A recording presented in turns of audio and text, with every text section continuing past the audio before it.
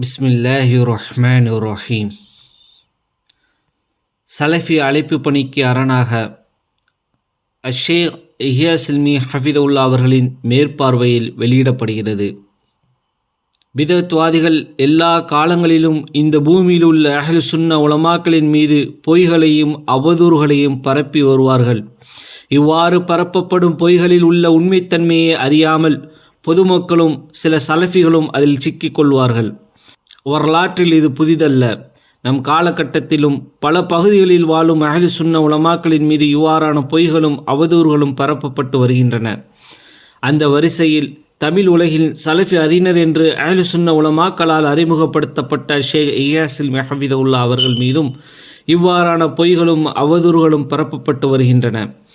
ஷேக் இஹ்யா சில்மி அவர்கள் இந்தியாவிலும் இலங்கையிலும் வாழும் மக்களை நோக்கி தான் மட்டுமே சலஃபி அறிஞர் என்றும் தன்னை மட்டுமே பின்பற்றுமாறு மக்களை அழைக்கின்றார் என்ற பொய்யை அவர் மீது பரப்பி வருகின்றனர்.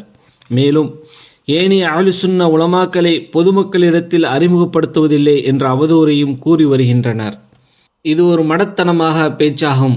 இமாம் இப்னு பாஸ் ரஹிமுல்லா அவர்கள் கூறியது போல், மனிதர்களை அவர்களுடைய தரத்திலே விட்டுவிடுங்கள் என்ற அடிப்படையில் மடையர்களை அவர்களுடைய தரத்திலே விட்டுவிடுவோம். எனவே இந்த பொய்களில் இருந்தும் மடையர்களின் குழப்பங்களில் இருந்தும் முஸ்லிம்களை காப்பாற்றவும் அஹ்லுல் இல்முல் ஃபதலிடம் இதனை தெளிவுபடுத்த நாடுகிறோம். இந்த காணொளியில் நம்முடைய அஹ்லு சுன்னா உலமாக்களின் குரல்களை பரவலாக்குவதற்காக சுன்னா மற்றும் சலஃபியாவின் அரணாக இருக்கும் ஷேக் இஹ்யா சில்மி அவர்களின் வழிகாட்டுதலிலும் மேற்பார்வையிலும் நாங்கள் செய்த சில பணிகளை இங்கு உலமாக்கள் மற்றும் உண்மையான சலஃபி அழைப்பாளர்களின் பார்வைக்கு சமர்ப்பிக்கின்றோம். நாங்கள் வெளியிட்ட இந்த உரையில் ஷேக் இஹ்யா சில்மி ஜைலானி அவர்கள் அனைத்து அழைப்பாளர்களையும் முஸ்லிம்களையும் ஷேக் சாலிஹ் அல் ஃபௌசான், ஷேக் அப்துர் ரஸாக் அல் பத்ர், ஷேக் அப்துல்லா இப்னு நாசிர் அல் பர்ராக் போன்ற மூத்த உலமாக்களிடமிருந்து தௌஹீதை படிக்குமாறு உபதேசித்துள்ளார்கள்.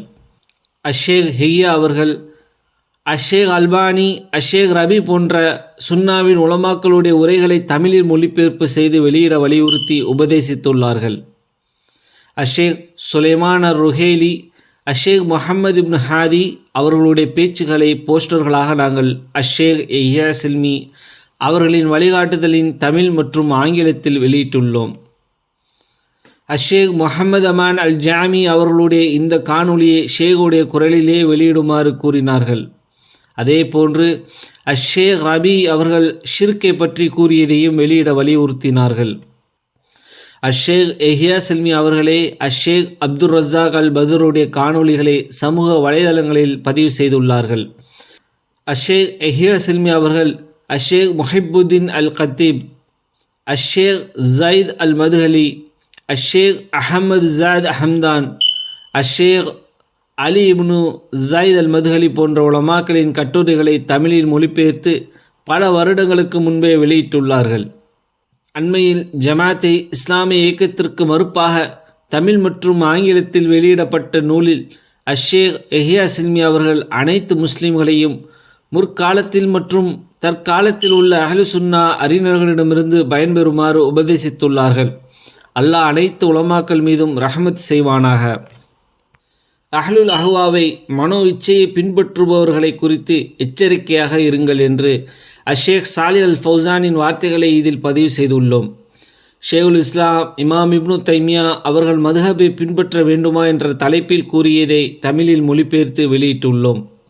ஃபிக் விஷயங்களின் பிடிவாதமும் ஏக்கவாதிகளின் அடையாளமும் என்ற ஷேக் ரபி இப்னு ஹாதி ஹஃபிதுல்லா அவர்களின் உரையை தமிழில் வெளியிட்டுள்ளோம்.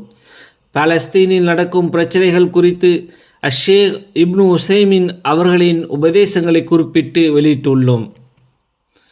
ஷேக் முக்பில் இப்னு ஹாதி அவர்கள் ஹம்மாஸ் இயக்கத்தின் வழிகேடுகளை குறித்து பேசியது, ஷேக் அல்பானி அவர்கள் யூதர்கள் மற்றும் பாலஸ்தீன் குறித்து பேசியது, ஷேக் அப்துல்லா அல் குஷேர் அவர்கள் ராஃபிதாக்கள் குறித்து பேசியது, ஷேக் முஹம்மது இப்னு ஹாதி அவர்கள் ஷேக் முஹம்மது இப்னு அப்துல் வஹாப் ரஹிமுல்லா அவர்களுக்கு சார்பாக பேசியது.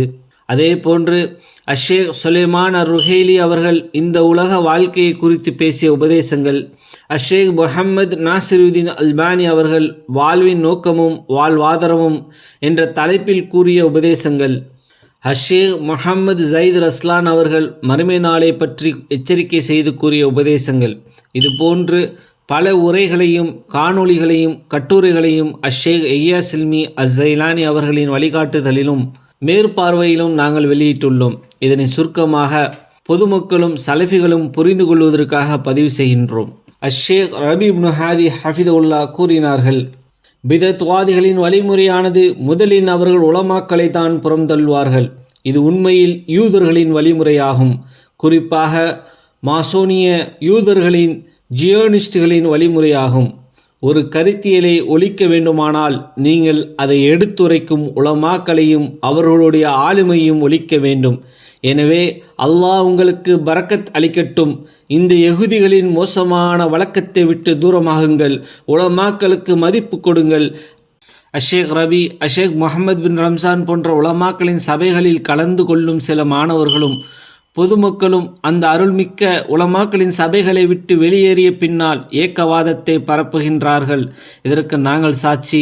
இதனை தமிழ்நாட்டிலும் இலங்கையிலும் குழப்பவாதிகள் சமூக வலைதளங்களிலும் இரகசியமாக குறுஞ்செய்திகளாகவும் பரப்புகின்றார்கள்.